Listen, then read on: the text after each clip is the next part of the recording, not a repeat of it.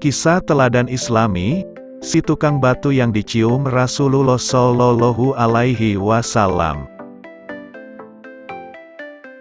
Diriwayatkan pada saat itu, Rasulullah baru tiba dari Tabuk, peperangan dengan bangsa Romawi, yang kerap menebar ancaman pada kaum muslimin. Banyak sahabat yang ikut beserta Nabi dalam peperangan ini. Tidak ada yang tertinggal kecuali orang-orang yang berhalangan, dan ada uzur. Saat mendekati kota Madinah, di salah satu sudut jalan, Rasulullah berjumpa dengan seorang tukang batu. Ketika itu Rasulullah melihat tangan buruh tukang batu tersebut melepuh, kulitnya merah kehitam-hitaman, seperti terpanggang matahari.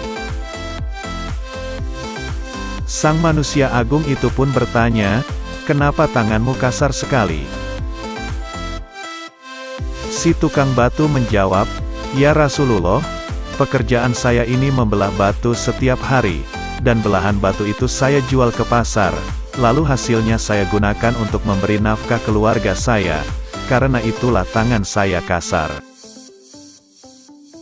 Rasulullah adalah manusia paling mulia, tetapi orang yang paling mulia tersebut, begitu melihat tangan si tukang batu yang kasar, karena mencari nafkah yang halal, Rasul pun menggenggam tangan itu, dan menciumnya seraya bersabda,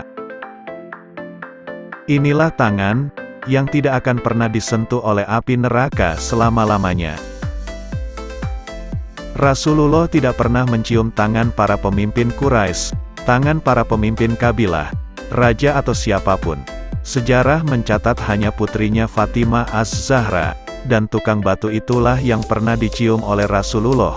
Padahal tangan tukang batu yang dicium oleh Rasulullah, justru tangan yang telapaknya melepuh dan kasar, kapalan, karena membelah batu dan karena kerja keras. Suatu ketika seorang laki-laki melintas di hadapan Rasulullah.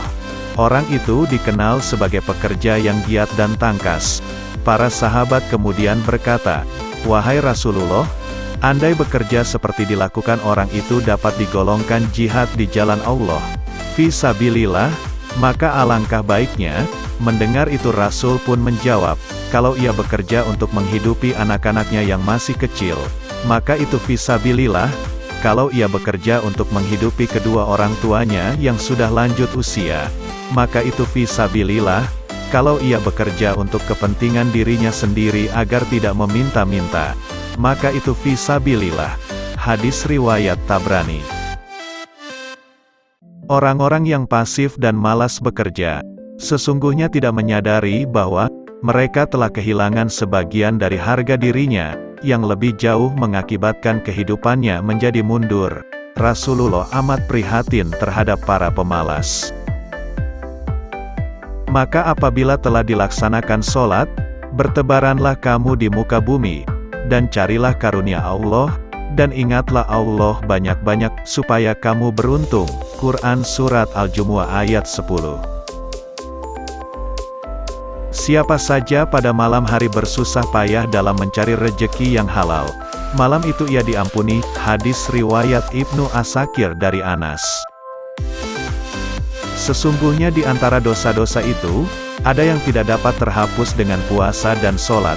Maka para sahabat pun bertanya, "Apakah yang dapat menghapusnya, wahai Rasulullah?"